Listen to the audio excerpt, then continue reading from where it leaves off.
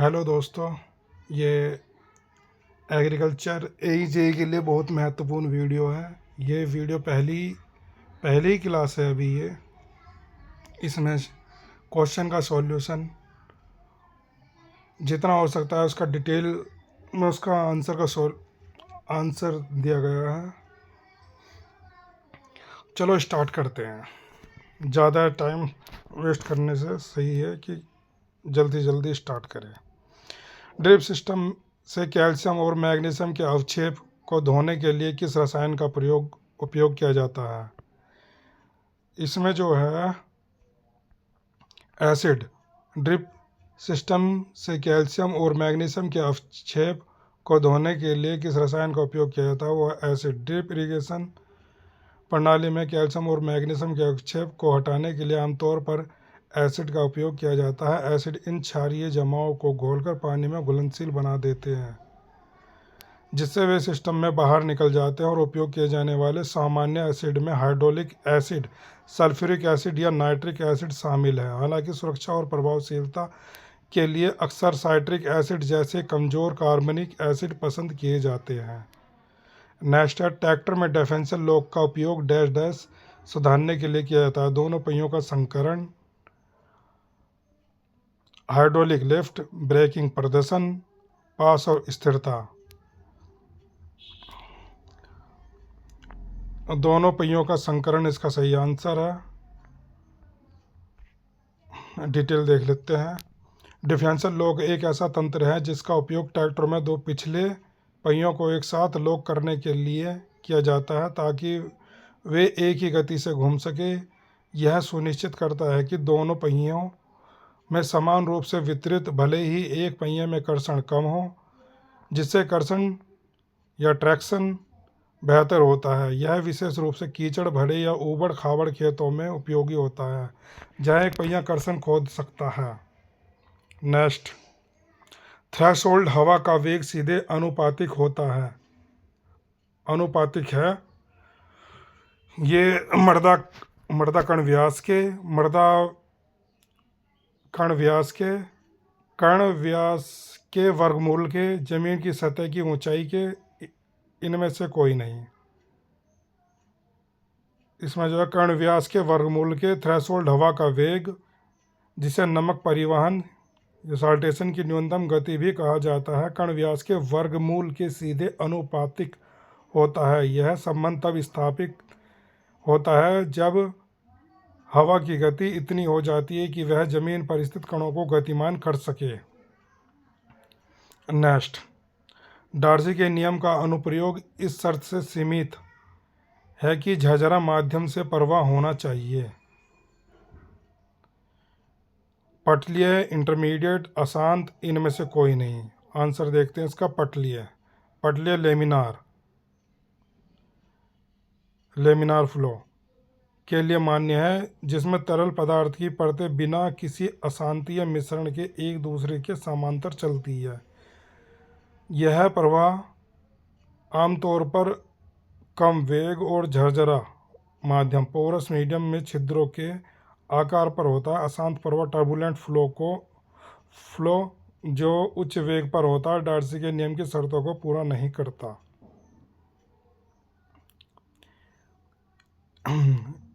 एक वर्ग किलोमीटर के जलग्रहण क्षेत्र में 1 सेंटीमीटर वर्षा पानी के आयतन के बराबर होती है।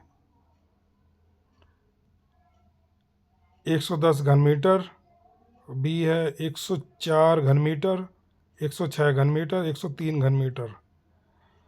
वर्षा पानी का आयतन इसमें स्टेप करके सॉल्यूशन दिया गया है। क्षेत्रफल और वर्षा को मीटर में बदले, ये मीटर में बदल दिया। वर्षा की गहराई कितनी है? 1 सेंटीमीटर की। 1 सेंटीमीटर की है। 1 सेंटीमीटर में 100 का भाग एकदम मीटर में आ गया है। ठीक है। क्षेत्रफल और गहराई दोनों को मल्टीप्लाई कर दिया तो वॉल्यूम आ गया। तो ये आ गया बी, 104 घन मीटर। 104 घन मीटर इसका सही आंसर है। वॉल्यूम वाला फॉर्मूला का यूज़ किया गया, बस इसमें सेंटीमीटर को मीटर में बना दिया इसकी हाइट को। ये आसानी क्वेश्चन है। ड्रिप सिंचाई की अग्रणी राज्य है। ड्रिप में कौन सा है? उत्तर प्रदेश ही सबसे आगे है। ड्रिप सिंचाई आंध्र प्रदेश, आंध्र प्रदेश है। ड्रिप सिंचाई की अग्रणी राज्य आंध्र प्रदेश। हाँ, ड्रिप तो यूपी में तो होती ही नहीं, बहुत कम, ना के बराबर होती है। भारत में आंध्र प्रदेश फलों, सब्जी और गन्ने जैसी नकदी फसलों की व्यापक खेती के कारण ड्रिप सिंचाई को अपनाने में अग्रणी राज्य है। महाराष्ट्र में भी ड्रिप सिंचाई के तहत सबसे अधिक क्षेत्रफल है और वह तकनीक को बढ़ावा दे रहा है। इंटरग्रेन्युलर हवा में ऑक्सीजन आयतन के हिसाब से लगभग डैश से कम पर कीड़े मर जाते हैं। मतलब कितने ऑक्सीजन के कितने परसेंट पे कम होने पर कीड़े मर जाते हैं? 5% से अगर कम ऑक्सीजन होगी तो कीड़े मर जाएंगे।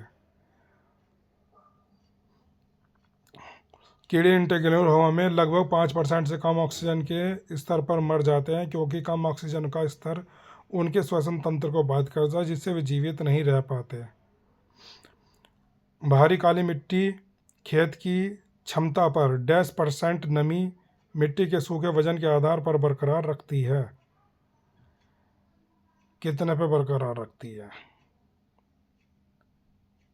ये जो है 15 से 30।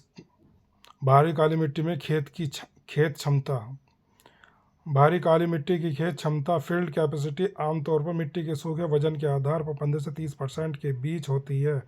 यह उच्च जल धारण क्षमता मिट्टी के छोटे कणों और उनकी संरचना के कारण होती है। निम्न में से किस सिंचाई विधि में जल का कर्तव्य अधिक होता है? किस सिंचाई विधि में जल का कर्तव्य अधिक होता है? Drip irrigation. ये एक तरीके से दक्षता की बात कर रहा है, एफिशिएंसी जो ड्रिप की है सबसे ज़्यादा होती है। उसके बाद जो होती है स्प्रिंकलर, ये थोड़ा डिटेल में यहाँ दिया गया है। अब जो ये है फ्लो इरिगेशन में 60 से 70% है, स्प्रिंकलर में 80 से 85 है, और जो ये है ड्रिप ये 90 से 95% के आसपास है। निम्नलिखित में से किस पौधे का उपयोग वायुरोधी के रूप में किया जाता है? पौधे का उपयोग वायुरोधी के रूप में किया जाता है, वो है जिजीफस और कैलोट्रोपिस। देखते हैं डिटेल में।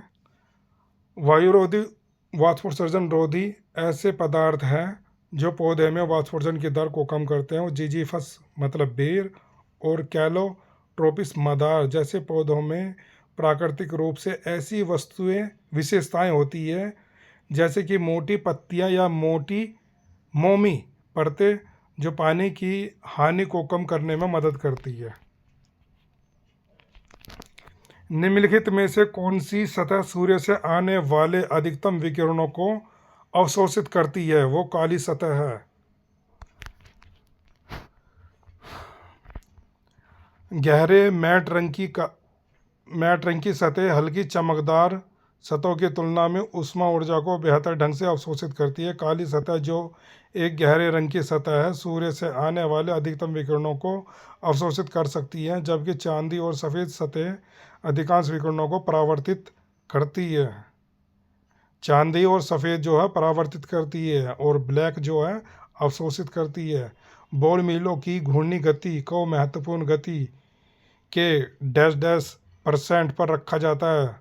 चिपचिपा निलंबन में गीला पीसने के लिए निम्न मान के साथ ये जो है 40 से 50% है। बॉल मिलों की घूर्णी गति को महत्वपूर्ण गति 40 से 50% पर रखा जाता है। चिपचिपा निलंबन में गीला पीसने के लिए निम्न मान के साथ। डिटेल देख रहे तो बॉल मिलों की घूर्णी गति को महत्वपूर्ण गति के 40 से 50% पर रखा जाता है, विशेषकर चिपचिपे निलंबन में गीले पीसने गीला पीसने के लिए यह गति सामग्री के कुशल पीसने और बॉल मिल के अंदर बॉल्स की सही गति सुनिश्चित करती है। यदि गति बहुत कम होगी तो बॉल्स केवल फिसलेगी और यदि बहुत अधिक होगी तो बॉल्स मिल की दीवारों से चिपक जाएगी। सेंट्रीफ्यूगिंग, जिससे पीसने की प्रक्रिया बाधित होती है। इष्टतम सीमा इन दोनों चरम सीमाओं से बचते हुए प्रभावी मिलिंग प्रदान करती है। फास्फिन की अनुशंसित आवेदन दर धूमन है। फास्फिन की अनुशंसित आवेदन दर इसका है 5 से 20 ग्राम पर घन मीटर। 5 से 20 ग्राम ए पहला ही सही है। इसका जो है पहला सही है। फास्फिन का उपयोग संग्रहित अनाज और अन्य कृषि उत्पादों में प्रभावी धूमन फ्यूमिगेशन के लिए किया जाता है ताकि कीटों को नियंत्रित किया जा सके। इसकी अनुशंसित आवेदन दर आमतौर पर 5 से 20 ग्राम प्रति घन मीटर पर घन मीटर होती है, जो उपचार की जाने वाली सामग्री, कीटों के प्रकार और धूमन की अवधि जैसी विशिष्ट परिस्थितियों पर निर्भर करती है। डैश डैश मिट्टी में खांचों की लंबाई कम होनी चाहिए। कितनी कम होनी? कौन सी में? चिकनी मिट्टी में सबसे कम होती है। गाद, दोमट, रेतली, दोमट। इसका सही आंसर हो गया चिकनी मिट्टी।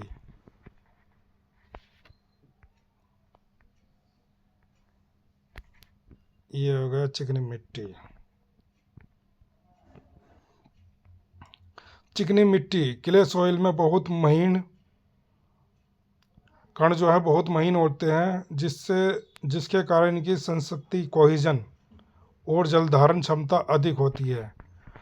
कोहिजन मतलब इनमें चिपकाने की क्षमता, अपनी तरफ चिपकाने की सीधी भाषा में चिपकाने की बोल दो।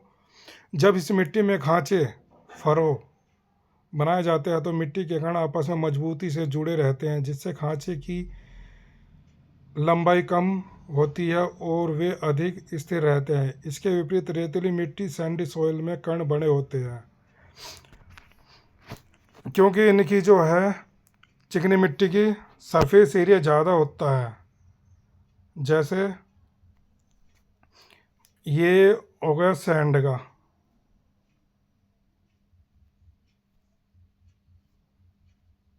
ये हो गया सैंड का, और ये हो जाएंगे चिकनी मिट्टी के।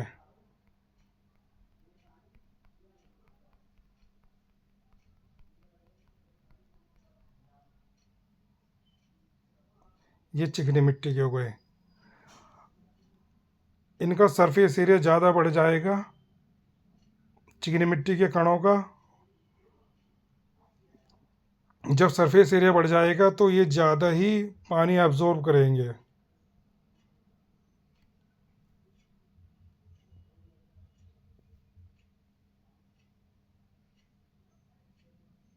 पर्कोलेशन तब होता है जब चूसण डैश डैश एटीएम से कम होता है।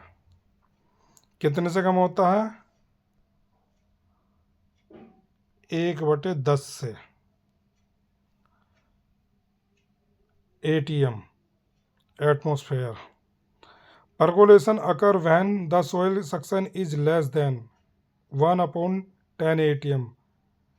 At this point, the soil is considered to be at field capacity and excess water beginning to move downward through the soil profile due to gravity, which is the process of percolation. Drip सिंचाई के अंतर्गत सर्वाधिक क्षेत्रों वाला देश कौन सा है? ड्रिप में हो सकता है भारत।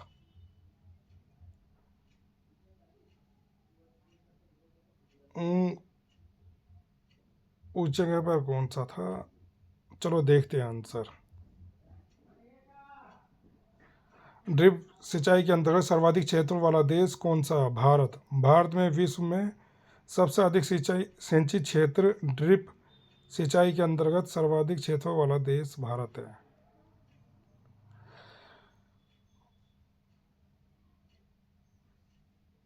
नाली वाली बेंच द्वारा टेरेस की एक दिशा में पानी ले जाने की अधिकतम दूरी है कितनी है? 400 से 500 मीटर।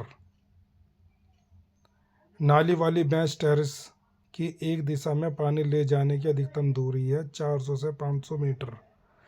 नाली वाली बेंच ग्रेडेड बेंच टेरेस का उपयोग ढलान वाली भूमि पर मृदा और जल संरक्षण के लिए किया जाता है। पानी को एक दिशा में ले जाने के लिए नाली की लंबाई को नियंत्रित करना महत्वपूर्ण ताकि पानी का बहाव बहुत तेज न हो जाए और कटाव न हो। आमतौर पर नाली की अधिकतम अनुशंसित लंबाई 400 से 500 मीटर होती है ताकि पानी के सुरक्षित निकास को सुनिश्चित किया जा सके। जल उपयोग दक्षता की इकाई। जल उपयोग दक्षता की इकाई kilogram per hectare centimetre. Kilo D हो गया इसका, किलोग्राम पर हेक्टेयर सेंटीमीटर। थोड़ा डिटेल में देख लेते हैं। वाटर यूज इफिशिएंसी को आमतौर पर उत्पादित फसल की उपज, वजन और उपभोग किए गए पानी की मात्रा के अनुपात में परिभाषित किया जाता है। उपज को अक्सर किलोग्राम या टन में मापा जाता है। क्षेत्रफल को हेक्टेयर में मापा जाता है। पानी की मात्रा को सेंटीमीटर या मिलीमीटर में मापा जाता है। इसलिए जल उपयोग दक्षता की इकाई किलोग्राम पर हेक्टेयर सेंटीमीटर या किलोग्राम हेक्टेयर पर मिलीमीटर होती है। ओके। परिमेय सूत्र उस आकार के जल ग्रहण क्षेत्र पर लागू होता है जिसका क्षेत्रफल। परिमेय सूत्र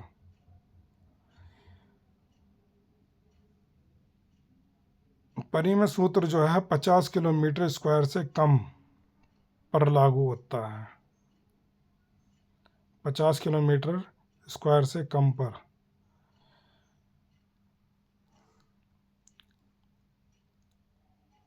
चलो आगे देख लेते हैं। अवरोधन हानियों में शामिल है। अवरोधन हानियों में शामिल है, बी है इसका सही जवाब। केवल वाष्पीकरण नुकसान। केवल धारा प्रवाह, वाष्पीकरण, वाष्पोत्सर्जन नुकसान, प्रवाह और धारा के माध्यम से वाष्पीकरण।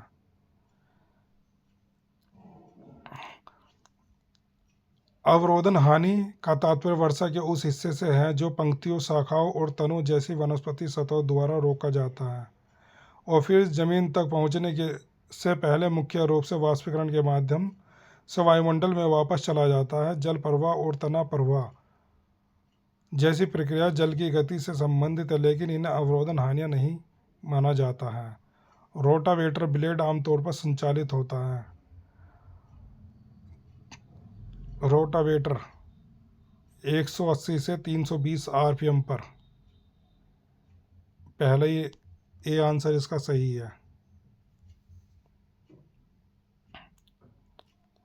रोटावेटर ब्लेड आमतौर पर 180 से 320 आरपीएम की गति सीमा पर संचालित होते हैं। यह गति सीमा मिट्टी के प्रकार पर वांछित जुताई के आधार पर भिन्न हो सकती है, लेकिन यह सुनिश्चित करती है कि उपकरण पर अत्यधिक टूट फूट किए बिना उचित मिट्टी की तैयारी हो। अम्लीय वर्षा का पीएच स्तर क्या होता है? अम्लीय वर्षा 7 से कम रहेगी। अगर 7 में रहेगा 0, इधर जाएंगे बैक में जाएंगे तो अम्लीय।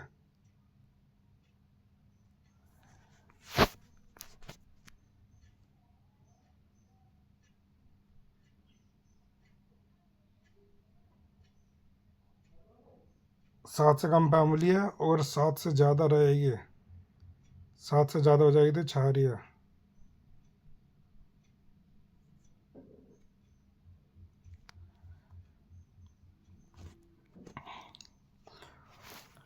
तो उसमें 7 से नीचे का एक ही ऑप्शन है, 3 से 5। सामान्य वर्षा का पीएच मान 5.6 होता है। सामान्य वर्षा जल का मान पीएच मान जो है 5 से 6 होता है, क्योंकि इसमें वायुमंडलीय कार्बन डाइऑक्साइड घुल जाती है, जिससे कमज़ोर कार्बनिक अम्ल बनता है। वर्षा को अम्लीय वर्षा तब कहा जाता है जब इसका पीएच मान 5.6 से कम हो जाता है। अम्लीय वर्षा का पीएच मान आमतौर पर 4.2 और अम्लीय वर्षा का पीएच मान 4.2 और 4.4 के बीच में होता है, या औसतन 4 से 5 के बीच में होता है। यह सल्फर डाइऑक्साइड और नाइट्रोजन ऑक्साइड जैसे प्रदूषकों के कारण होता है, जो सल्फ्यूरिक और नाइट्रिक अम्ल बनाते हैं।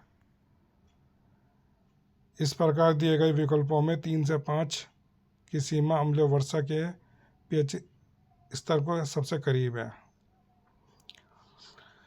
99 निष्कर्षण प्रक्रिया में तेल निकालने के लिए भारतीय पौधों में सबसे अधिक इस्तेमाल किए जाने वाला विलायक n hexane, n pentane, n octane, n cetane, n hexane.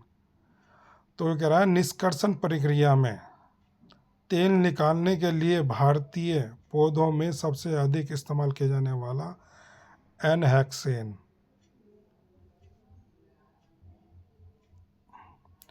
N hexane का उपयोग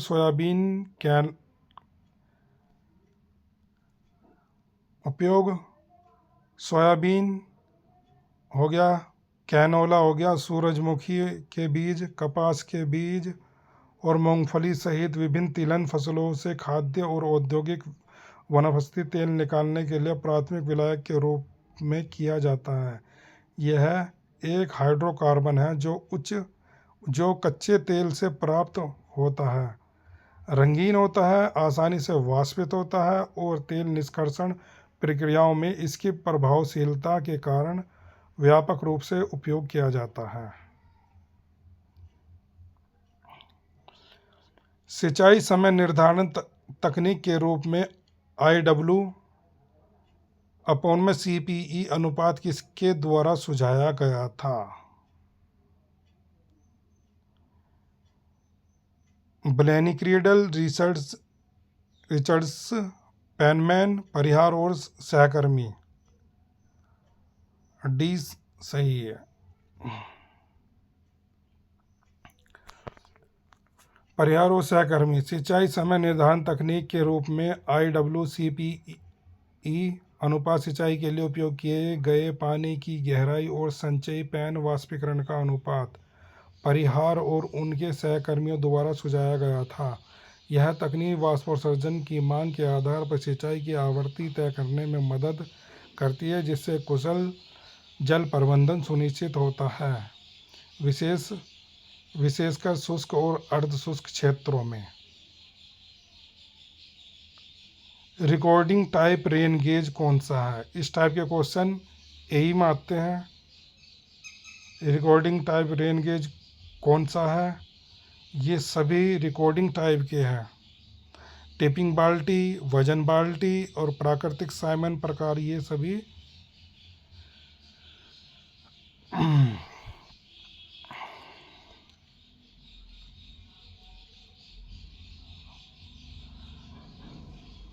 चलो नेक्स्ट करते हैं, बाकी डिटेल में पढ़ लेना आप भी वीडियो को पॉज करके। हैमर मिल डैश डैश आकार कम करने के लिए माना जाता है। हैमर मिल का जो काम है कूटना, इम्पैक्ट देना होता है हैमर का काम, तो उसी से ही याद रहेगा कूटना।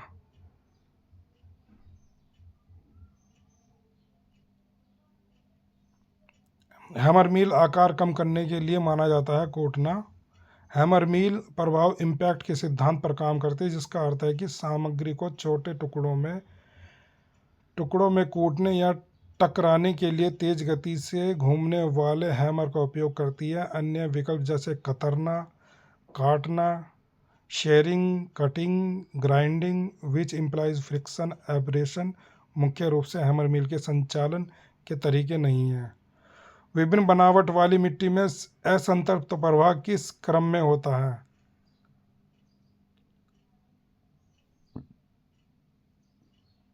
विभिन्न बनावट वाली मिट्टी में असंतृप्त प्रवाह किस क्रम में होता है? रेत गाद मिट्टी, रेत गाद मिट्टी बी सही है इसका। बाकी रेत मिट्टी दोमट, गाद रेत मिट्टी, रेत दोमट मिट्टी। थोड़ा डिटेल में पढ़ लेते हैं इस क्वेश्चन को। विभिन्न बनावट वाली मिट्टी में असंतृप्त प्रवाह, असंतृप्त प्रवाह अनसैचुरेटेड फ्लो वह प्रक्रिया है जिसमें पानी मिट्टी के माध्यम से तब चलता है जब मिट्टी के छिद्र पूरी तरह से पानी में भरे नहीं होते, यानी हवा भी मौजूद होती है। इस प्रवाह की दर मुख्य रूप से मिट्टी के कणों के आकार से निर्धारित होती है। रेत, इसमें सबसे बड़े कण होते हैं जिससे बड़े छिद्र बनते हैं और पानी सबसे तेजी से प्रवाहित होता है। गाद सिल्ट, इसके कण रेत से छोटे होते हैं इसलिए छिद्र भी छोटे होते हैं और पानी मध्यम गति से प्रवाहित होता है। मिट्टी क्ले, इसमें सबसे छोटे कण होते हैं जिससे परिणाम स्वरूप सबसे छोटे छिद्र होते हैं और पानी सबसे धीमी गति से प्रवाहित होता है। इसलिए असंतृप्त प्रवाह की दर का क्रम सबसे तेज से सबसे धीमी की ओर रेत, गाद और फिर मिट्टी होती है। गुल्लियों को हटाया जाता है।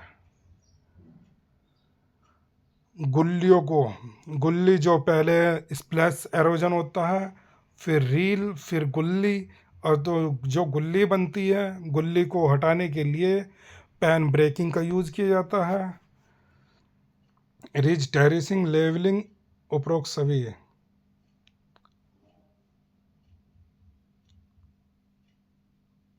ये सब एरोजन के प्रकार है, एरोजन को भूमि संरक्षण के प्रकार है। गुल्लियों, हार्ड पैन को पैन ब्रेकिंग द्वारा हटाया जाता है। पैन ब्रेकिंग एक कृषि अभ्यास है जिसमें मिट्टी की कठोर परतों को तोड़ने के लिए विशेष उपकरणों का उपयोग किया जाता है जिससे जड़ें गहराई तक जा सके और जल निकास में सुधार हो सके। डाउन ड्राफ्ट गैसीफायर में उत्पाद गैस की टार सामग्री अपड्राफ्ट गैसीफायर डैश डैश होती है। यह क्वेश्चन का आंसर ए है।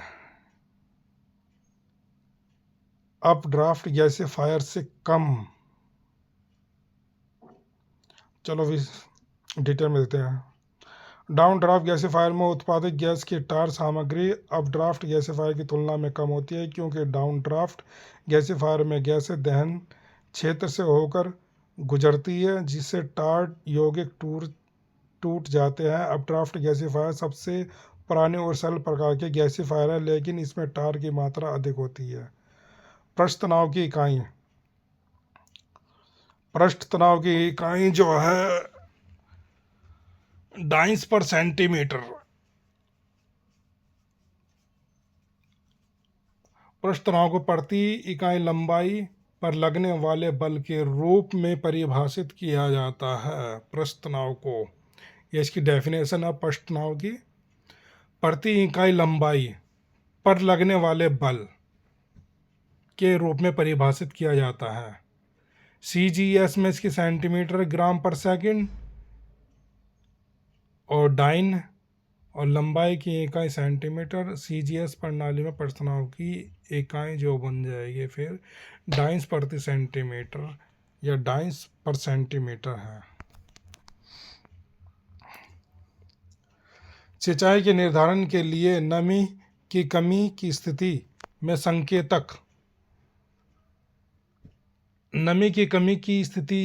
संकेतक पौधे के रूप में सूरजमुखी। यह अच्छा क्वेश्चन है, को पेपर में आने लायक क्वेश्चन है।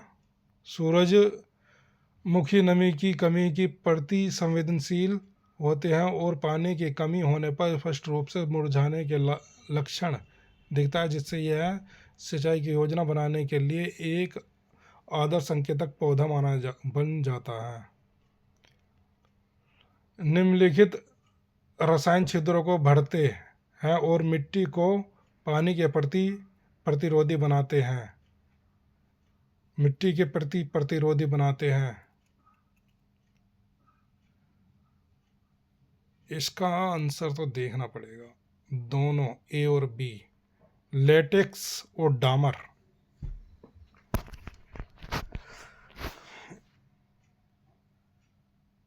लेटेक्स और डामर दोनों ही रसायन हैं जिनका उपयोग मिट्टी के छिद्रों को भरने और उसे पानी के प्रति प्रतिरोधी वाटरप्रूफ बनाने के लिए किया जाता है। लेटेक्स एक बहुलक पायस इमल्सन है जो सूखने पर एक लचीली फिल्म बनाता है, जबकि डामर बिटुमेन एक चिपचिपा काला और अत्यधिक चिपचिपा कार्बनिक पदार्थ है जिसका उपयोग अक्सर सड़क निर्माण वाटरप्रूफिंग में किया जाता है। दोनों ही मिट्टी की पारगम्यता परमिबिलिटी को कम करके उसमें पानी के प्रति अधिक प्रतिरोधी बनाते हैं।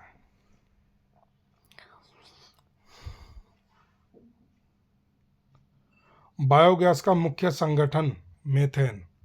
मीथेन जो होती है 50 से 75% होती है बायोगैस में, और दूसरे नंबर पे कार्बन डाइऑक्साइड वो 25 से 50%। बायोगैस का मुख्य संगठन मीथेन है। प्रारंभिक अवस्था में मिट्टी के कटाव को रोकने के लिए एक महत्वपूर्ण कृषि विज्ञान तकनीक है। प्रारंभिक अवस्था में मिट्टी के कटाव को रोकने के लिए कंटूर खेती, भूमि सेवानिवृत्ति, बेसिन लिस्टिंग, ले खेती। कंटूर खेती या प्रारंभिक अवस्था मिट्टी को कटाव से रोकने के लिए कंटूर ढलान वाली जमीन पर कंटूर या समोच्च के अनुसार हल चलाना या खेती करना पानी के बहाव की गति को धीमा कर देता है, जिससे मिट्टी का कटाव रुक जाता है, और यह प्रारंभिक अवस्था मिट्टी के संरक्षण के लिए एक महत्वपूर्ण और प्रभावी कृषि विज्ञान तकनीक है। इम्पोर्टेंट क्वेश्चन है ये कंटूर खेती वाला, इम्पोर्टेंट। आकार में कमी के लिए आवश्यक ऊर्जा द्वारा प्रस्तावित है। आकार में कमी के लिए आवश्यक ऊर्जा द्वारा प्रस्तावित है रिंगीटर का नियम, किक का नियम, बॉन्ड का नियम, उपरोक्त सभी है इसका सही आंसर। आकार में कमी के लिए आवश्यक ऊर्जा द्वारा प्रस्तावित है रिंगीटर का नियम भी, किक का नियम भी, बॉन्ड का नियम भी, तीनों के नियम है। Energy required for size reduction in proposed by the three laws, Ringleton's law, Kick's law and Bond's law. There are the classifying refinement rules used in communication size reduction processes. मिट्टी के जल जो मिट्टी के कणों की सतह पर कसकर जुड़ा रहता है और पौधों के लिए उपलब्ध नहीं होता, इसे कहा जाता है। मिट्टी के जल को मिट्टी के कणों की सतह पर कसकर जुड़ा रहता है और पौधों के लिए उपलब्ध नहीं होता, इसे कहते हैं हाइग्रोस्कोपिक जल।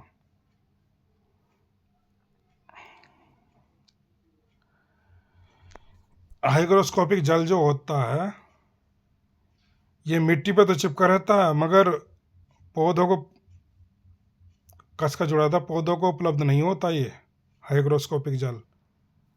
केसी का जल ही यूज में आता है, गुरुत्वीय जल नीचे निकल जाता है। थोड़ा डिटेल में पढ़ लेते हैं।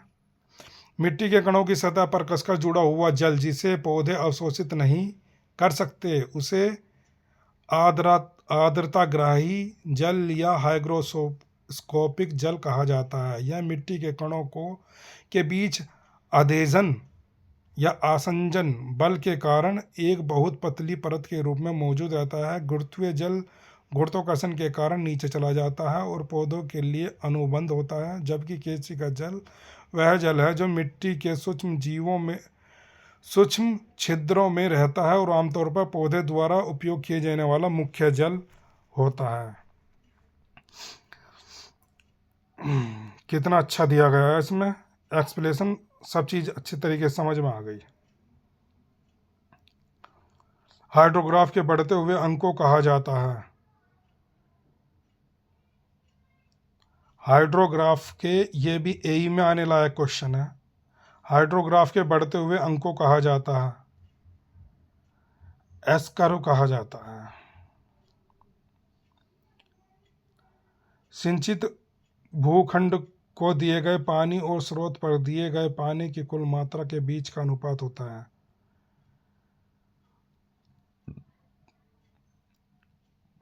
बी, जल अनुप्रयोग दक्षता। सिंचित भूखंड को दिए गए पानी, अच्छा खेत को दिए गए पानी और स्रोत पर, अच्छा स्रोत से छोड़े गए पानी की कुल मात्रा, मतलब खेत में पहुंचे पानी को और स्रोत से छोड़े गए पानी के बीच के अनुपात को कहा जाता है जल अनुप्रयोग दक्षता कहते हैं। डिटेल में पढ़ते हैं। सिंचित भूखंड के मूल क्षेत्र रूट जोन में संग्रहित पानी की मात्रा और खेत में दिए गए पानी की कुल मात्रा के बीच के अनुपात को जल अनुप्रयोग दक्षता, वाटर एप्लीकेशन एफिशिएंसी कहा जाता है।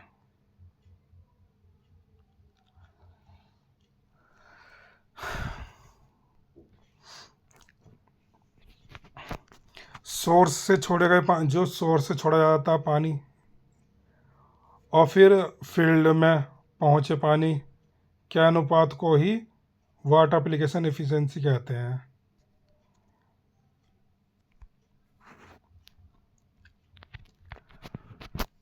निम्नलिखित में से कौन सी फसल लवणता के प्रति सर्वाधिक संवेदनशील है? कौन सी फसल लवणता के प्रति सर्वाधिक संवेदनशील? लवणता के प्रति तो मूंग, क्योंकि गेहूं भी, जौ, कपास ये नहीं है, मूंग ही है एक ऐसी।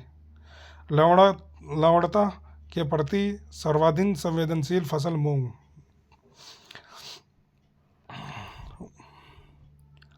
मूंग बीन या विग्ना रेडिएटा लवणता सैलिनिटी के प्रति सर्वाधिक संवेदनशील फसल है, जिसका अर्थ है कि यह उच्च नमक सांद्रता वाली मिट्टी में अच्छी तरह से विकसित नहीं हो पाती।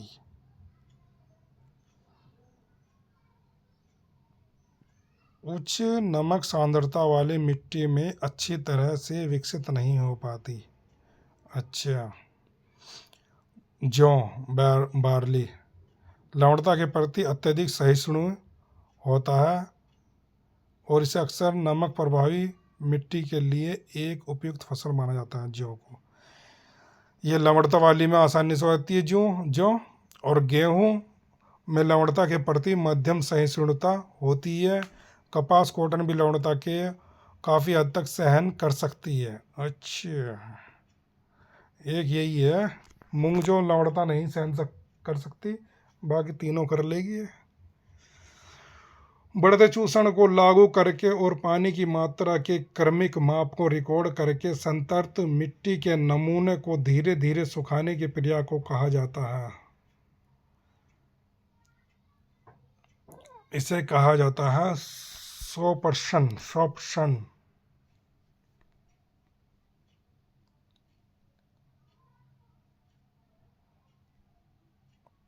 ओहो, अच्छा, इसका आंसर यहाँ नहीं लगा।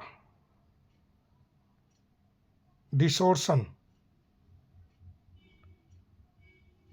सॉरी ये गलत, बी गलत है, सी सही है। डिसोर्प्शंस है सही आंसर। चलो, जितना दिखता है उतना पढ़ते हैं।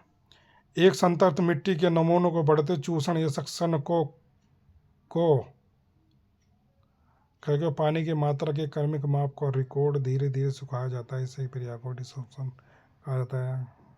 अच्छा, तटबंध में बंदोबस्त निर्भर करता है, तटबंध में बंदोबस्त निर्भर करता है उपरोक्त सभी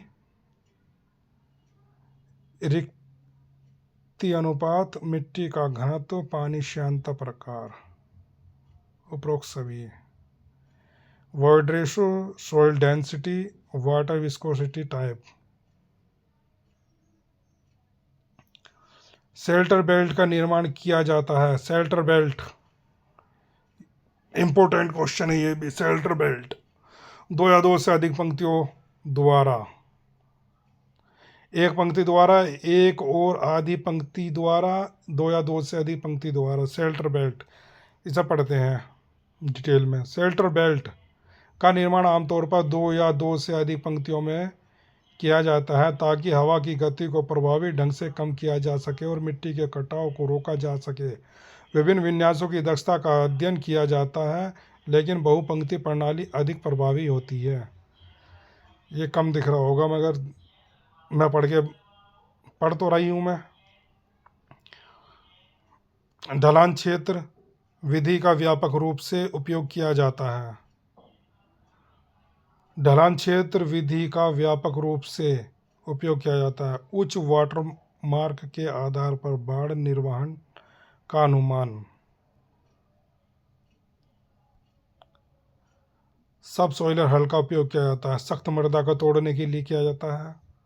सब सॉइलर हल का उपयोग किया जाता है सख्त मृदा की तुड़ाई, निराई गुड़ाई। ये भी सही आंसर है इसका।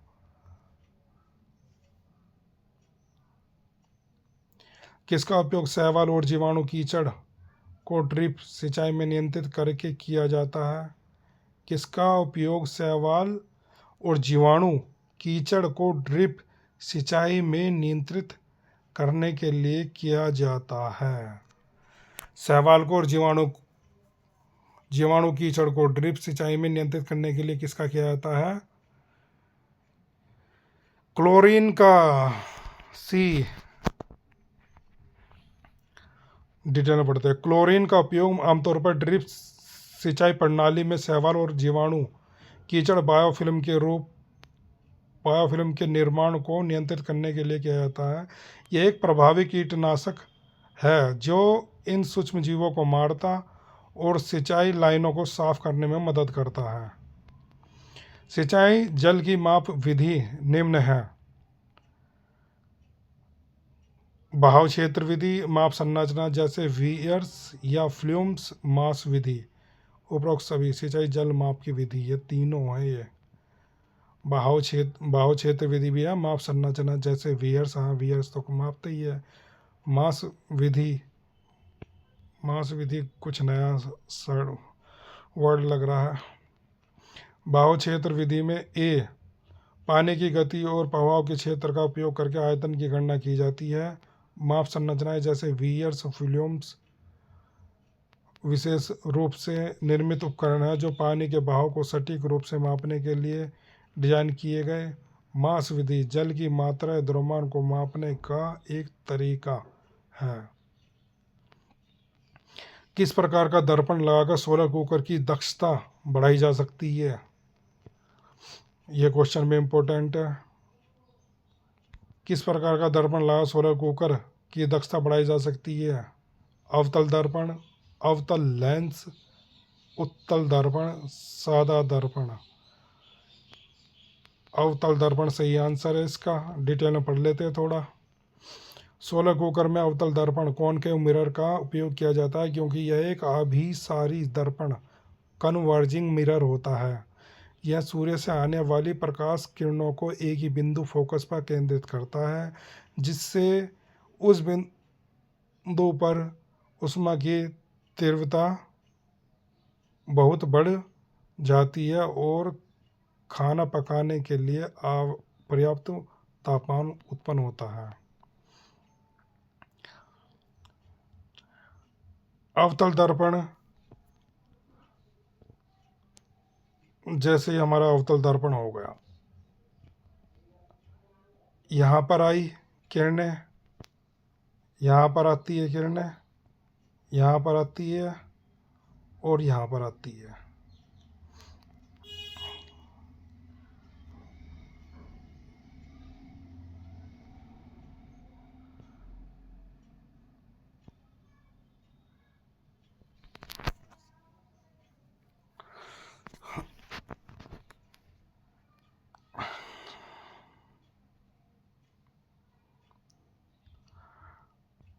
अब ये जो यहाँ से ये भी ऐसे जाएगी, ये ऐसे जाएगी, ये ऐसे जाएगी, ये ऐसे जाएगी, ये एक ही पॉइंट पे केंद्रित हो जाती है।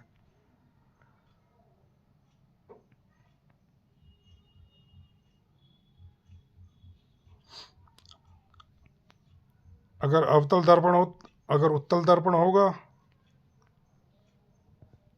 तो यहाँ से आएगी, इधर को चली जाएगी, यहाँ आएगी, इधर से इधर को चली जाएगी, इधर पड़ेगी तो इधर निकल जाएगी, यहाँ आएगी तो इधर से निकल जाएगी, ये फैल जाएगी, उसमें एक ही पॉइंट पे केंद्रित होती रहती है। सुरक्षित सिंचाई जल के लिए बोरॉन की सांद्रता होनी चाहिए। सुरक्षित जल सुरक्षित जल सुरक्षित सिंचाई जल के लिए बोरोन की सांद्रता होनी चाहिए। सुरक्षित सिंचाई जल के लिए 3 ppm से पार्ट्स पर मिलियन से कम होनी चाहिए। सिंचाई जल में 3 ppm से अधिक बोरान फसलों के लिए हानिकारक होता है, विशेषकर हल्की मिट्टी पर। प्रमुख सिंचाई परियोजना डैश हेक्टेयर के सांस्कृतिक कमांड क्षेत्र को कवर करती है। प्रमुख सिंचाई परियोजना डैश हेक्टेयर।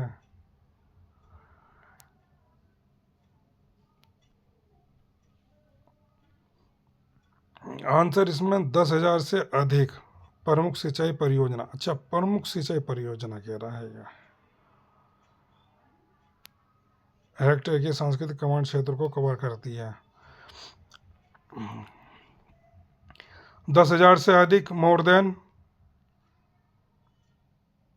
मेजर उसमें आता है। मेजर प्रोजेक्ट यहाँ से आएगा सही समझ में। Major project have a command cultural area of more than 10,000 hectare. जब 10,000 से ज़्यादा होगी तो मेजर, और 10,000 से 2,000 के बीच में तो मीडियम, और जो 2,000 से भी कम होगी तो माइनर प्रोजेक्ट में आएगी। यह डिटेल में दे रखा है यह। अगर अधिक जानना तो पढ़ लेना। ये इरिगेशन के टाइप भी दे रखे हैं, नेट इरिगेशन, एरिया सब इरिगेशन, स्प्रिंकलर इरिगेशन, सब इरिगेशन, नेट इरिगेशन, और कहाँ किसका कितना रोल है ये दे रखा। Irrigation through various source dedicate comparison 2002 और 3 में, और 2012 से 13 में इतना कहाँ घटा कहाँ बढ़ा है। पहले ट्यूबवेल 48% था, अब कितना हो गया 46%। इसका मतलब घट गया ये। और टैंक पहले 3% था, आज भी 3% है। कैनाल से 24% है, 26% ये भी घटा है। बढ़ा कौन सा है?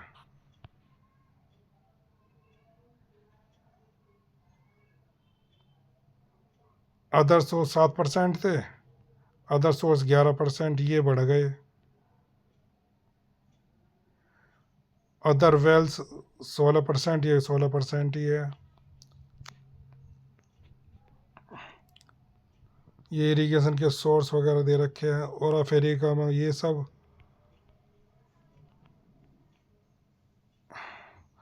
इंटरनेशनल लेवल पे है। ये वर्ल्ड इरिगेशन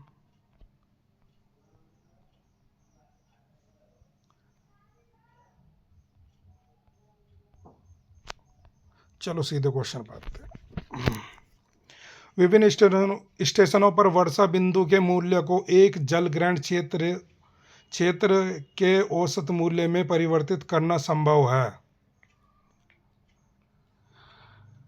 थियरजन बहुभुज विधि, अंकगणितीय माध्य विधि, आइसोहाइडल विधि।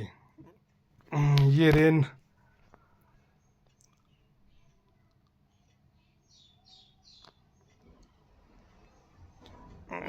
ये जो है ए के मतलब का क्वेश्चन है। जे के मतलब का क्वेश्चन बहुत कम है, ए के मतलब का क्वेश्चन ज़्यादा है। हमारा जो टारगेट है ज़्यादा तो UP triple S C JE को टारगेट करते हुए क्वेश्चन फ्रेम करना है।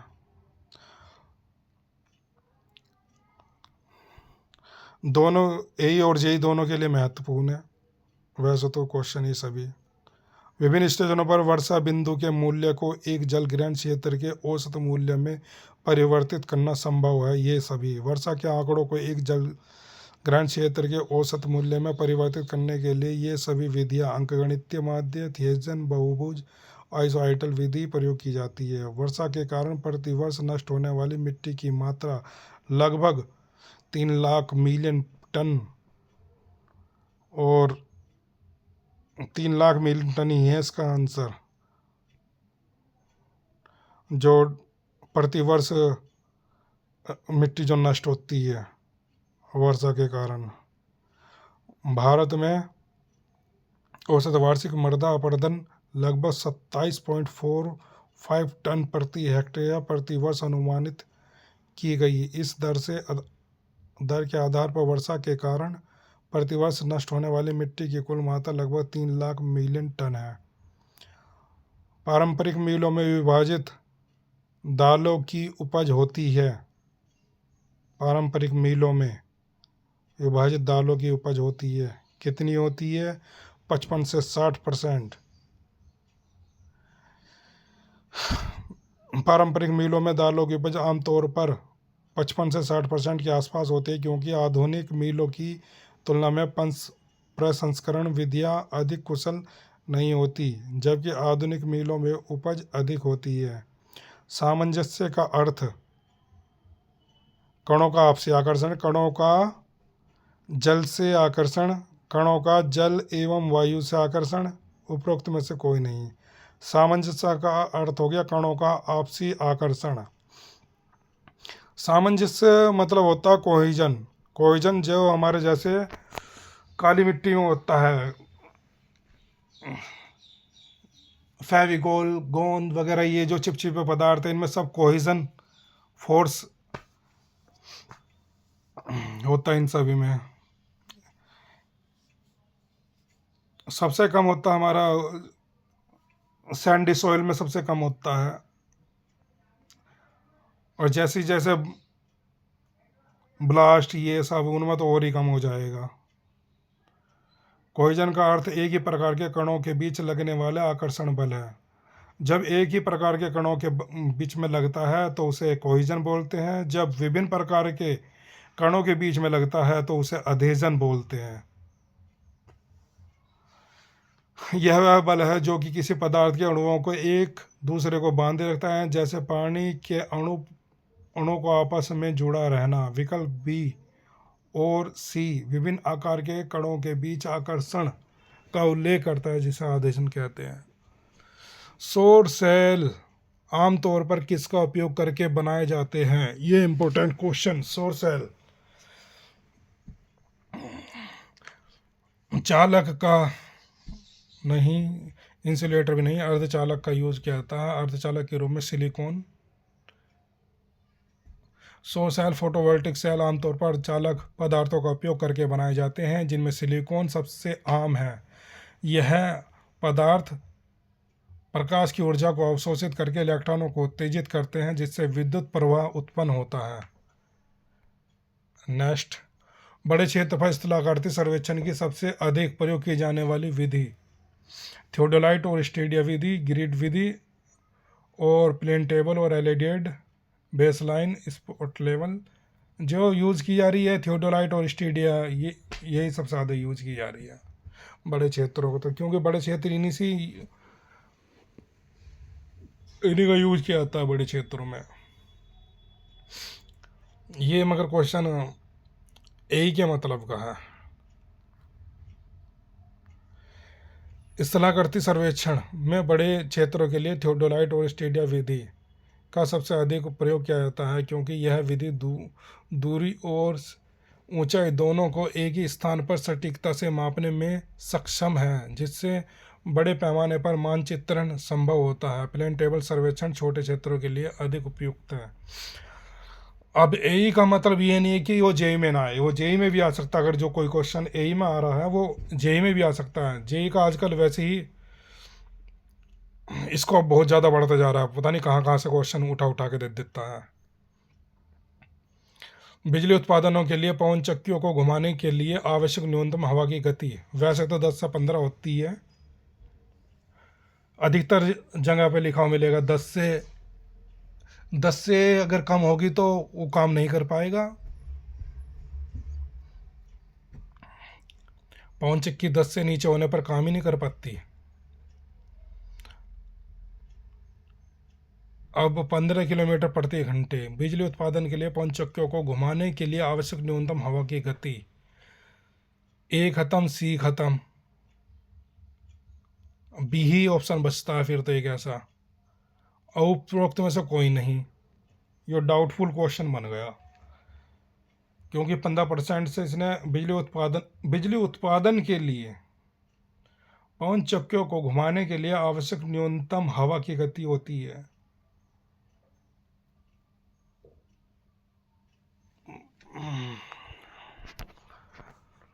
तो 15 बी पे ही जाएंगे क्योंकि बिजली उत्पादन के लिए क्या दिया ना इसने, बिजली उत्पादन के लिए पवन चक्कियों को घुमाने के लिए आवश्यक न्यूनतम हवा की गति है 15 किलोमीटर प्रति घंटा। पवन चक्कियों को बिजली उत्पादन के लिए घुमाने हेतु आवश्यक न्यूनतम हवा की गति आमतौर पर लगभग 12 से 14 किलोमीटर प्रति घंटा होती है। इस गति से कम हवा में टरबाइन बिजली पैदा करना शुरू नहीं करती। कई स्रोतों के अनुसार यह न्यूनतम वेग 15 किलोमीटर प्रति घंटा या उससे अधिक होना चाहिए।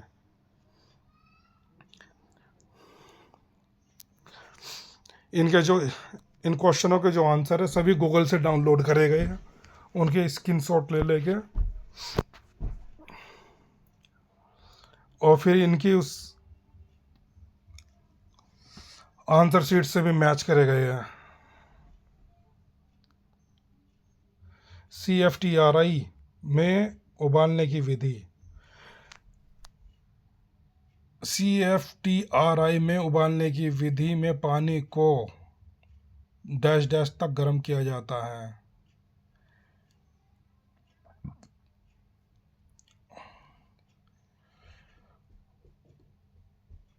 (95 डिग्री सेंटीग्रेड). CFTRI केंद्रीय खाद्य प्रौद्योगिकी अनुसंधान संस्थान में उबालने की विधि में पानी को 95% वो डिग्री सेंटीग्रेड तक गर्म किया जाता है, जो कि पाश्चुरीकरण एक रूप है जिसका उद्देश्य भोजन की गुणवत्ता और सुरक्षा को बनाए रखना है। यह आमतौर पर इस्तेमाल किए जाने वाला पूर्ण क्वथनांक 100 डिग्री सेंटीग्रेड से थोड़ा कम तापमान है। मध्यम लवणता की विद्युत चालकता।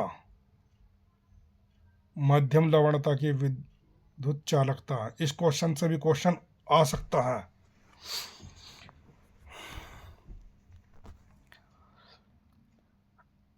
.25 से 0.75 DS पर मीटर। 0.25 से 0.75 DS पर मीटर मध्य लवणता की विद्युत चालकता है। ये क्वेश्चन इंपॉर्टेंट है, आने लायक क्वेश्चन है ये भी। दोनों में पौधों की वृद्धि के लिए मृदा लवणता की सीमा को विद्युत चालकता EC के आधार पर वर्गीकृत किया जा सकता है। मध्य लवणता वाली मृदा की विद्युत चालकता आमतौर पर 0.25 से 0.75 DS पर मीटर के बीच होती है, जो विकल्प ए में दी गई है। यह सीमा दर्शाता है कि मृदा में लवणता की मात्रा मध्यम स्तर की है, जिसका कुछ फसलों पर नकारात्मक प्रभाव पड़ सकता है। पानी जिसमें RSC M इक्विवेलेंट पर लीटर अच्छा सीमांत अच्छा पानी है। इसका उपयोग पर्याप्त लीचिंग और जिप्सम के उपयोग के लिए किया जा सकता है। पानी जिसमें RSC इक्विवेलेंट पर लीटर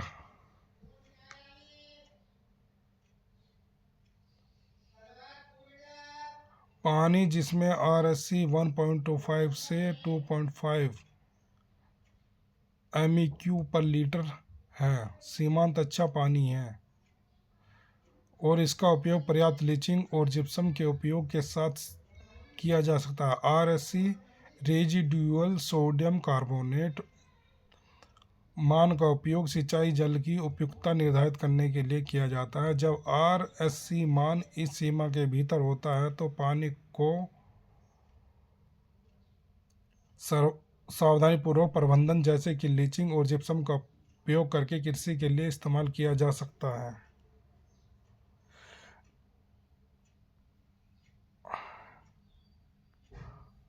EI30 इंडेक्स मेथड का उपयोग किस पैरामीटर के आकलन के लिए किया जाता है?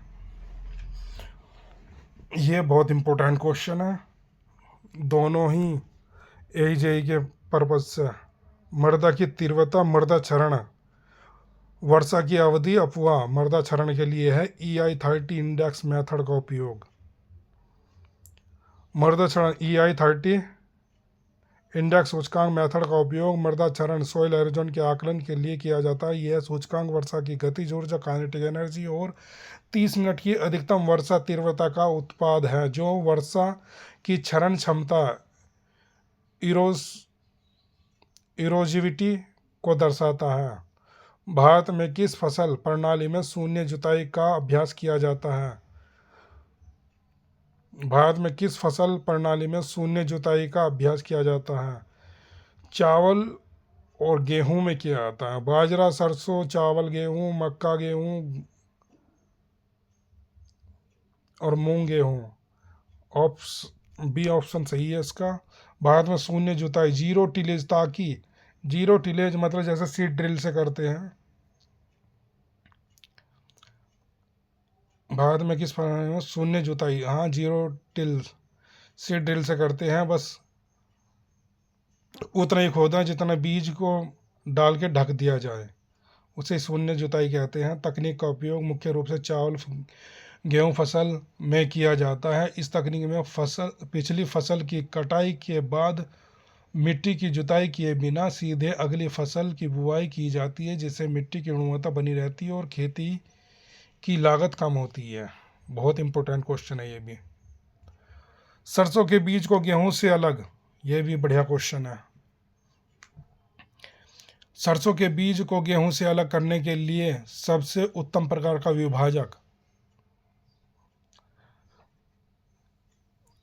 स्पेसिफिक ग्रेविटी विभाजक, सर्पिल विभाजक, इंटेंडेड सिलेंडर विभाजक, केंद्र प्रसारक विभाजक। सी ऑप्शन बिल्कुल सही है इसमें, इंटेंडेड सिलेंडर विभाजक। इंटेंडेड सिलेंडर विभाजक का उपयोग बीजों को उनके आकार और लंबाई के आधार पर अलग करने के लिए किया जाता है। सरसों के बीज, मस्टर्ड सीड और गेहूं व्हीट के बीज की लंबाई में अंतर होता है। इससे इस विधि द्वारा इन्हें प्रभावी ढंग से अलग किया जा सकता है। अन्य विकल्पों जैसे स्पेसिफिक ग्रेविटी विभाजक घनत्व के आधार पर करता है और सर्पिल विभाजक स्पाइरल सेपरेटर गोलाई के आधार पर करता है और केंद्र प्रसारक विभाजक जो सेंट्रीफ्यूगल सेपरेटर मुख्य रूप से तरल पदार्थों या बहुत महीन कणों को अलग करने के लिए उपयोग किए जाते हैं, जो इस विशिष्ट कार्य के लिए उतने उपयुक्त नहीं है। एक क्यूसेक जो है 1000 से तो ज़्यादा होता है।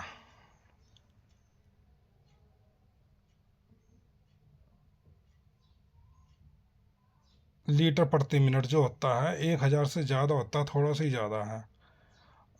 तो अब ये 1098.96 लीटर प्रति मिनट होता है इसका सही आंसर।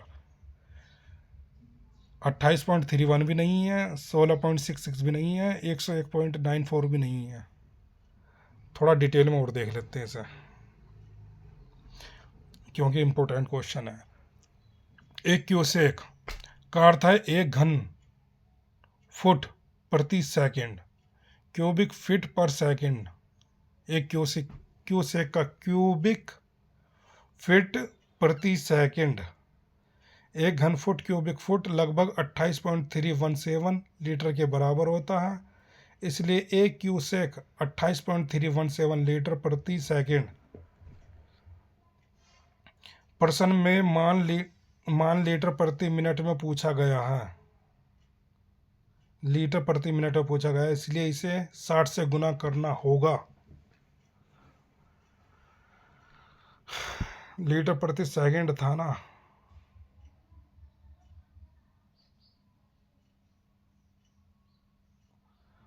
1 क्यूसेक बराबर 28.317 इंटू 60 लीटर पर मिनट। ये मिनट में बदल दें यहाँ पर,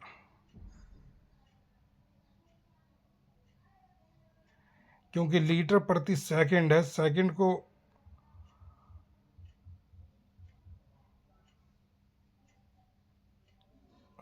को जब हम मिनट में बनाएंगे तो डिवाइड करेंगे तो ऊपर आ जाएगा मल्टीप्लाई में। ओके ठीक है, तो ये आ जाएगा लीटर प्रति मिनट। तो ये आ गया 1 क्यूसेक बराबर 1699.02 लीटर पर मिनट। नोट पर्सन में दिए गए विकल्प 1058.96 है, जो कि 1 क्यूसेक के लिए सही मान नहीं है। ये भी गलत ही है। जब हम इसे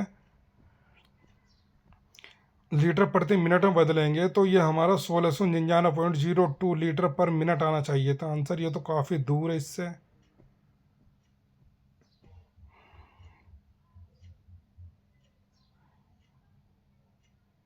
जो कि 1 क्यूसेक के लिए सही मान नहीं है। क्यूसेक का सही मान लगभग 1699.02 लीटर प्रति मिनट होता है। यदि प्रश्न में 39.1 क्यूसेक के लिए पूछा गया होता तो मान इतना आ जाता,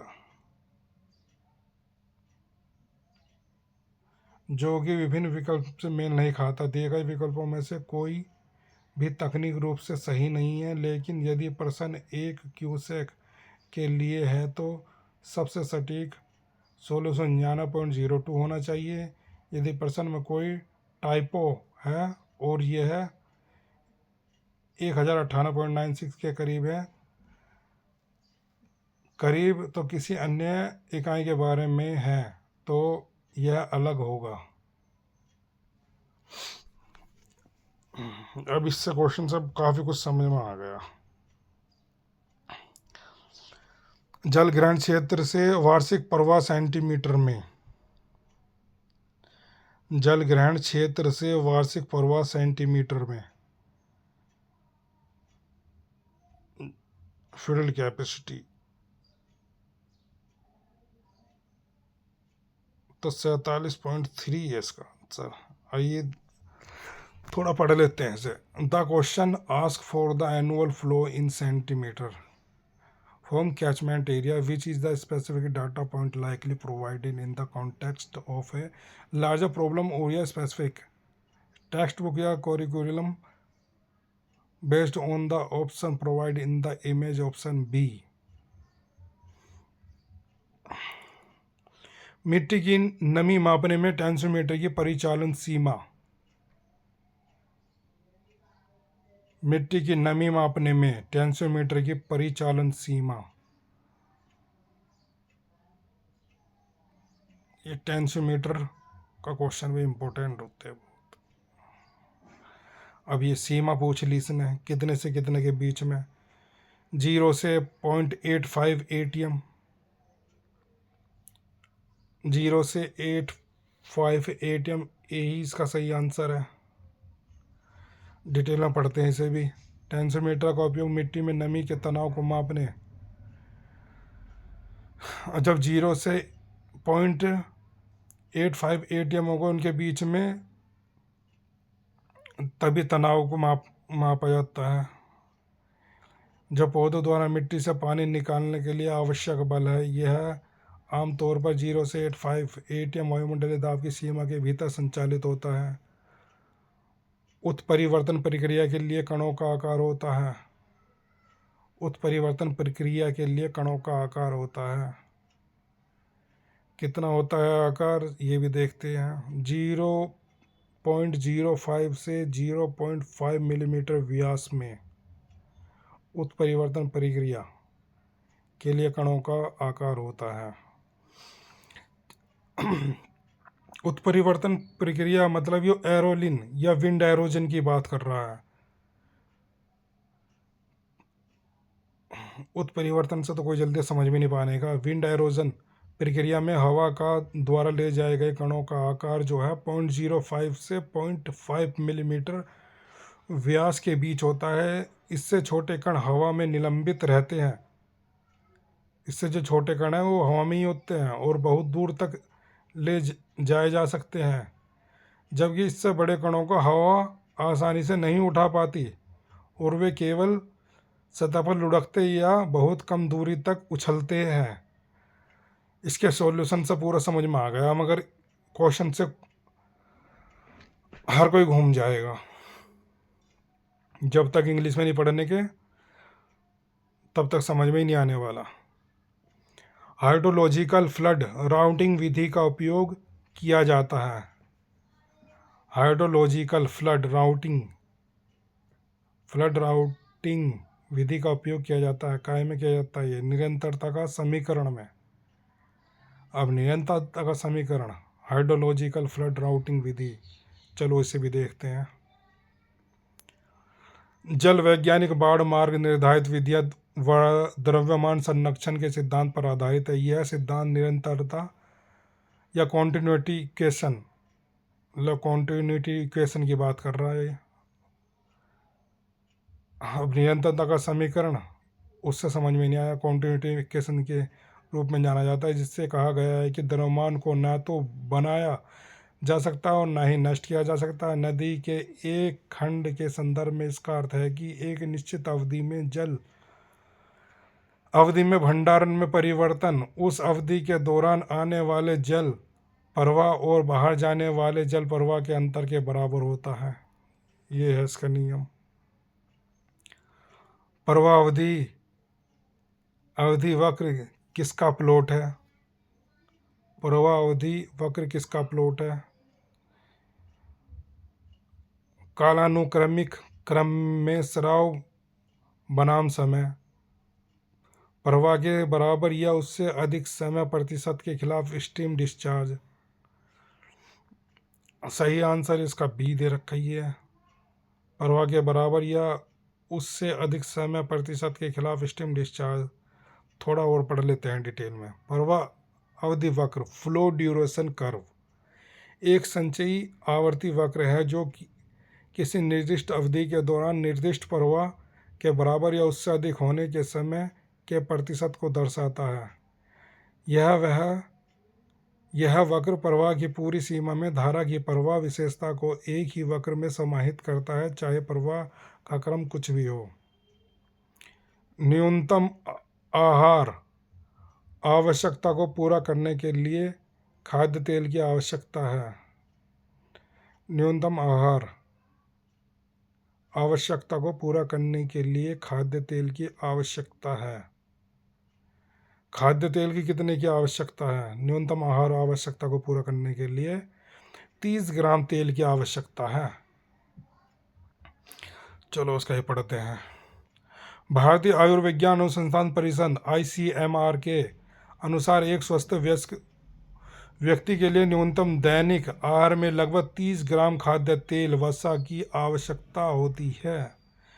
यह मात्रा ऊर्जा प्रदान करने और शरीर के सामान्य कार्यों को बनाए रखने के लिए आवश्यक है। ये जेई के लिए ज़्यादा इम्पोर्टेंट है। एक हाइड्रोग्राफ डैश डैश की प्लॉट होता है। संचयी वर्षा बनाम समय, वर्षा की गहराई बनाम अवधि, निर्वहन बनाम समय, वर्षा की तीव्रता बनाम समय। वर्षा की तीव्रता बनाम समय, intensity versus time. Rain intensity का जो हाइड्रोग्राफ बनता है समय और वर्षा की इंटेंसिटी का, उसका ग्राफ। एक हाइड्रोग्राफ समय के सापेक्ष वर्षा की तीव्रता आमतौर पर मिलीमीटर प्रति घंटा को दर्शाने वाला एक ग्राफ है। इसका उपयोग आमतौर पर जल विज्ञान में वर्षा की घटनाओं का विश्लेषण करने के लिए किया जाता है।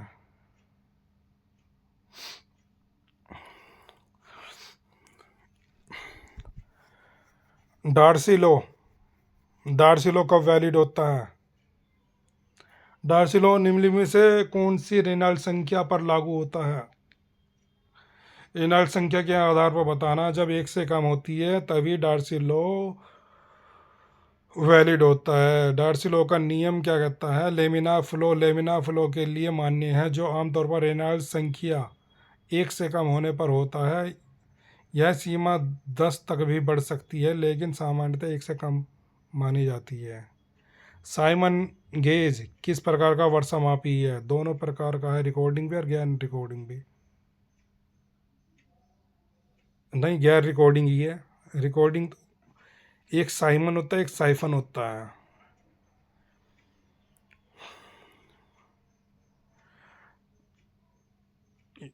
ये नॉन रिकॉर्डिंग टाइप का है साइमन गेज। साइमन गेज एक गैर रिकॉर्डिंग प्रकार का वर्षामापी है, जिसका व्यापक रूप से भारत मौसम विभाग द्वारा उपयोग किया जाता है। यह एक निश्चित समय अवधि में वर्षा जल को एक कंटेनर में इकट्ठा करता है, जिसे प्रतिदिन मैन्युअल रूप से मापा जाता है। गैर रिकॉर्डिंग वर्षामापी केवल एक निश्चित समय अवधि में हुई कुल वर्षा को दर्शाते हैं, जबकि रिकॉर्डिंग वर्ष वाले वर्षामापी प्रति घंटा वर्षा माप सकते हैं। यह भी उसका ही है, ग्राफ वाला। ये भी डबल मास कार तकनीक का उपयोग किसकी जांच के लिए किया जाता है? एक रिकॉर्डिंग की संगति, एक रिकॉर्ड की असंगति, ये दोनों के लिए। वी आकार की गलियां तब विकसित होती है जब प्रवाह वेग कम लेकिन अपवाह आयतन अधिक है। वी आकार की गलियां कब होती है? ये क्वेश्चन है जानदार। इस टाइप के क्वेश्चन यूपी ट्रिपल एससी में बहुत अहम रखते हैं, अहमियत इनकी क्वेश्चनों की बहुत। वी आकार की गलियां तब विकसित होती हैं जब प्रवाह वेग कम, नहीं ये तो हो ही नहीं सकता, प्रवाह वेग अधिक लेकिन प्रति इकाई समय में अपवाह आयतन कम। अपवाह आयतन कम, यही भी सही है। प्रवाह वेग कम ये गलत, अपवाह आयतन अधिक ये भी गलत। बी बिल्कुल सही आंसर है इसका, क्योंकि वी शेप तभी बनेगी जब पानी कम जाएगा और जाएगा स्पीड्स के साथ, उसमें वेग होगा। अगर ज़्यादा जाएगा तो उसकी स्पीड कम रहेगी, मतलब अधिक क्वांटिटी में न जाकर क्वांटिटी कम हो मगर स्पीड ज़्यादा हो, तो वी शेप तब बनेगी गोली की। और ये हमारे क्वेश्चन आज सारे यहीं समाप्त होते हैं। चलो इसका लास्ट वाले क्वेश्चन का थोड़ा डिटेल और पढ़ लेते हैं। वी आकार की घाटियाँ या गलियाँ आमतौर पर नदियों या जलधाराओं के कटाव और अपरदन के कारण बनती है। यह प्रक्रिया तब सबसे प्रभावी होती है जब पानी का प्रवाह वेग गति अधिक होता है, जिससे वह अपने तेल को गहराई तक काट पाता है। हालांकि प्रति इकाई समय में अपव्यय आयतन पानी की मात्रा कम होता है, जिससे पानी मुख्य रूप से नीचे की ओर अपरदन करता है, न कि चौड़ाई में। यह ऊर्ध्वाधर अपरदन घाटी को एक विशिष्ट वी आकार देता है। आज के जो हमारे पास क्वेश्चन थे वे सारे समाप्त हो गए, और मैं अपनी तरफ से पूरी अच्छी कोशिश करूंगा जो अच्छे से अच्छा कंटेंट लाने के। और यह आज हमारी पहली वीडियो है, क्योंकि इन क्वेश्चनों को बनाने में टाइम बहुत लगता है। गूगल पे बहुत सर्च मारना पड़ता है, देखने पड़ते हैं क्वेश्चन के पिछले प्रीवियस ईयर्स के क्वेश्चन पेपर उठाने पड़ते हैं, डाउनलोड देखने पड़ते हैं कहाँ कहाँ से डाउनलोड हो रहे हैं, तभी ये फिर इनके आंसरों को फिर सेट करना होता है। मुझे टाइम तो काफ़ी लगता है, मगर मैं फिर भी करता रहूँगा। तो कुछ देरी से सही, मगर मैं वीडियो अपलोड करता रहूँगा। आपको क्लास कैसी लगी प्लीज़ कमेंट में बता देना।